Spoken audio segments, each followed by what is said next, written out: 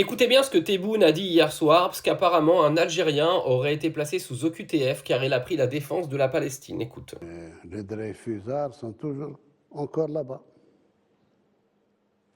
Il y a un Algérien, on vient de le mettre sous OQTF parce qu'il a dénoncé le génocide à Gaza. Liberté d'expression oblige.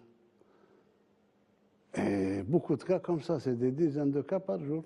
Liberté d'expression à géométrie variable. C'est plus que géométrie variable. C'est la liberté d'expression, je dis ce que je veux et tu te la fermes. C'est ça la liberté d'expression. Or, on ne peut pas se la fermer. C'est tout. C'est vrai que ça, c'est un vrai sujet, hein. Vous savez qu'il y a des gens qui ont été fichés S parce qu'ils ont pris la défense de Gaza, etc., etc. Et en plus, il suffit que tu aies une barbe. Et là, c'est sûr que tu es fiché. Mais de là à être placé sous OQTF parce que tu as pris la défense de Gaza, là, c'est extrêmement grave. Mais vous savez ce qu'il dit? Je vois pas déjà pourquoi il mentirait, c'est un chef d'État, et il n'y a rien qui m'étonnerait dans cette histoire-là. Mais le pire dans tout ça, c'est que là, on parle de Gaza, mais sur plein d'autres sujets, tu te fais menacer, tu te fais supprimer tes comptes TikTok. Clairement, la liberté d'expression, elle a pris un sacré coup en France, hein. Je sais pas si vous êtes au courant quand même.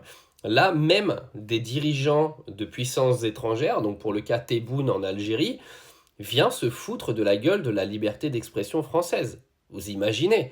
Cette liberté d'expression qui est censée être l'ADN de notre pays est attaquée par des dirigeants de pays voisins.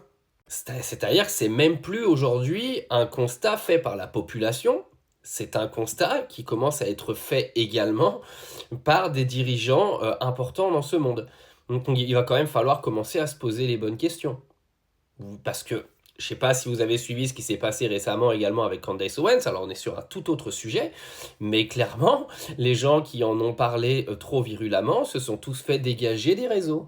Alors j'ai écouté entièrement cette interview de Tebboune, je l'ai trouvée extrêmement intéressante, parce qu'aujourd'hui, lui, il estime que la plupart des OQTF que la France veut renvoyer en Algérie, déjà sont des OQTF qui sont complètement illégitimes, c'est-à-dire qu'ils ont été placés sous OQTF sans aucune raison valable.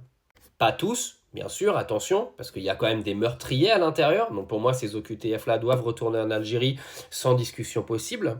Mais je pense qu'il y a un paquet d'OQTF aujourd'hui qui ont été placés OQTF sans aucune raison valable. Et ça, on vous le cache. Ça, on vous le dira pas. Tebboune a commencé à en parler un petit peu. Vous l'avez bien entendu dans le passage que je viens de vous diffuser. Il a également dit quelque chose de très intéressant, parce que je vous en parlerai sur d'autres vidéos sur les autres comptes, parce que je vais mettre des brides de cette interview sur mes autres comptes également pour bien que ce soit diffusé.